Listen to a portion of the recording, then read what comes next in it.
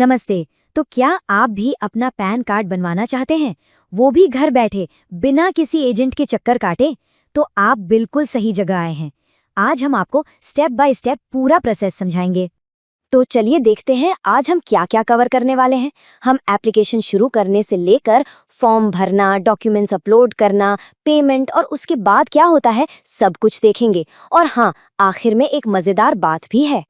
तो ठीक है, सबसे पहले सेक्शन 1 अपनी एप्लीकेशन शुरू करते हैं। देखते हैं कि टोकन नंबर कैसे मिलेगा और प्रोसेस कैसे स्टार्ट होगा। तो सबसे पहले आपको ऑनलाइन पोर्टल पर जाना है। वहां new pan Indian citizen form 49A वाला ऑप्शन चुन लीजिए। कैटेगरी में इंडिविजुअल सिलेक्ट करना है और फिर बस अपनी बेसिक डिटेल्स मतलब नाम, जन्म तिथि, कॉन्टैक्ट इन्फो वगैरह डाल दीजिए। यहाँ पर एक बात का खास ध्यान रखना है, जो भी नाम और जन्म तिथि आप डाल रहे हैं वो एकदम हूबहू आपके आधार कार्ड से मैच होनी चाहिए। जरा सी भी गलती हुई तो एप्लीकेशन रिजेक्ट हो सकती है, तो इसे डबल चेक जरूर कर लें। जैसे ही आप ये डिटेल्स सबमिट करेंगे, स्क्रीन पर एक टोकन नंबर आ जाएगा। इसका स्क्रीनशॉट ले लीजिए या कहीं लिख लीजिए। ये बहुत काम का है। मान लीजिए नेट चला गया या कुछ और दिक्कत आ गई, तो आप इसी टोकन नंबर से अपनी एप्लीकेशन वहीं से दोबारा शुरू कर सकते हैं जहां छोड़ी थी। ओके, तो टोकन नंबर मिल गया। अब आते हैं सेक्शन 2 पर, यानी मेन एप्लीकेशन फॉर्म पर। घबराना नहीं है, हम इसे एक एक करके आराम से भरेंगे।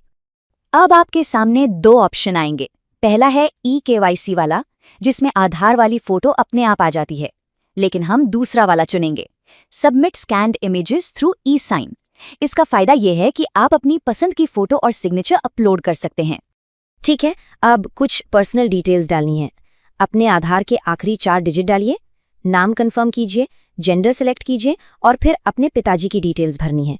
माँ की डिटेल्स ऑप्शनल है, लेकिन यहाँ एक अच्छी बात यह है कि आप चुन सकते हैं कि कार्ड पर किसका नाम प्रिंट करवाना है, पिता का या माँ का। आगे बढ़ते हैं। अब आपको अपनी इनकम का सोर्स बताना है, मतलब आप क्या करते हैं, और फिर अपना घर का पूरा पता बिल्कुल सही डालिएगा, क्योंकि आपका फिजिकल पैन कार्ड पोस्ट से इसी पते पर आएगा। हाँ, तो अब आता है AO कोड। इसको देखकर कई लोग कंफ्यूज हो जाते हैं कि ये क्या बला है। देखिए, ये कुछ नहीं है, बस आपके टैक्स ज्यूरिसडिक्शन का एक कोड होता है। और अच्छी बात यह है कि इसे ढूंढने के लिए आपको कहीं जाने की ज़रूरत नहीं, पोर्टल पर ही टूल दिया हुआ है। और देखिए, इसे ढूंढना कितना आसान है। बस इंडियन सिटीजन सिलेक्ट कीजिए, अपना राज्य चुनिए, फिर अपना शहर। बस नीचे आपके एरिया की लिस्ट आ जाएगी, उस पर क्लिक करते ही ये कोड अपने आप भर जाएगा। तो फॉर्म तो भर गया। अब है सेक्शन 3 डॉक्यूमेंट्स अपलोड करने का टाइम। देखते हैं क्या क्या चाहिए। और यहाँ एक बहुत बढ़िया बात है, आपको 3 अलग अलग प्रूफ नहीं ढूंढने हैं। आपका आधार कार्ड ही तीनों चीजों के लिए काम आ जाएगा। पहचान का प्रूफ भी, एड्रेस का प्रूफ भी और जन्मतिथि का प्रूफ भी। कितना आसान हो गया ना। अब जब आप डॉक्यूमेंट्स अपलोड करेंगे तो इन साइज का ध्यान रखिएगा। आपकी पासपोर्ट साइज फोटो और सिग्नेचर दोनों JPG फॉर्मेट में 50 KB से कम होने चाहिए, और जो आधार कार्ड की PDF फाइल आप अपलोड करेंगे वो 300 KB से ज्यादा की नहीं होनी चाहिए। और ये बहुत ज़रूरी है, जो आधार कार्ड आप e-आधार वेबसाइट से डाउनलोड करते हैं ना, वो पासवर्ड प्रोटेक्टेड होता है, तो अपलोड करने से पहले उसका पासवर्ड ज़रूर हटा लें, वरना आपकी फाइल अपलोड नहीं होगी। चलिए जी, लगभग काम हो ही गया है। अब हम हैं सेक्शन 4 पर। बस पेमेंट करना है और ऑथेंटिकेशन पूरा करना है। पेमेंट से पहले एक कंफर्मेशन पेज आएगा। यहाँ आपको अपनी डिटेल्स एक बार फिर से चेक करनी है और आगे बढ़ने के लिए अपने आधार नंबर के पहले 8 डिजिट डालने हैं।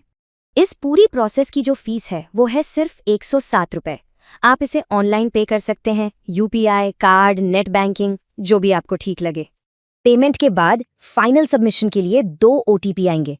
ध्यान से सुनिए, 2 OTP।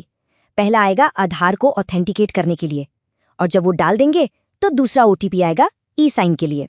बस ये दोनों OTP डालते ही आपका काम पूरा। और हो गया, आपकी एप्लीकेशन सबमिट हो चुकी है। तो अब क्या, चलिए जानते हैं सेक्शन 5 में। सबमिट करते ही आपको एक रसीद मिलेगी, उसे डाउनलोड करके रख लीजिए। फिर 2 से 3 दिन में ही आपकी ईमेल पर डिजिटल पैन कार्ड, जिसे ई-पैन कहते हैं, आ जाएगा। और जो फिजिकल कार्ड होता है वो 10 से 15 दिन में पोस्ट के जरिए आपके घर पहुंच जाएगा। तो देखा आपने, कितना आसान था। अब जब आप ये पूरा प्रोसेस सीख ही गए हैं, तो क्यों ना इस जानकारी को एक बिजनेस अपॉर्चुनिटी में बदला जाए। क्या आपने कभी सोचा है कि आप खुद का पैन कार्ड सर्विस सेंटर शुरू कर सकते हैं बहुत से लोगों को इस प्रोसेस में मदद की ज़रूरत होती है और आप उनकी मदद कर सकते हैं। वीडियो देखने के लिए धन्यवाद। अगर आप फ्री NSDL ID लेना चाहते हैं तो नीचे URL दिया हुआ है और वीडियो के डिस्क्रिप्शन में भी लिंक मौजूद है। उस लिंक पर क्लिक करके आप बहुत आसानी से बिल्कुल फ्री में NSDL की ID के लिए आवेदन कर सकते हैं। NSDL ID के माध्यम से आप कई ज़रूरी सेवाएं शुरू कर सकते हैं, जैसे pan card service, update service और अन्य महत्वपूर्ण सुविधा। ये सभी सेवाएं सरल तरीके से चलती हैं और आप अपने दुकान या सेंटर से इन्हें आसानी से शुरू कर सकते हैं। तो नीचे दिए गए URL पर क्लिक करें, वीडियो के डिस्क्रिप्शन में भी लिंक मिल जाएगा और अभी तुरंत फ्री NSDL ID के लिए आवेदन करें।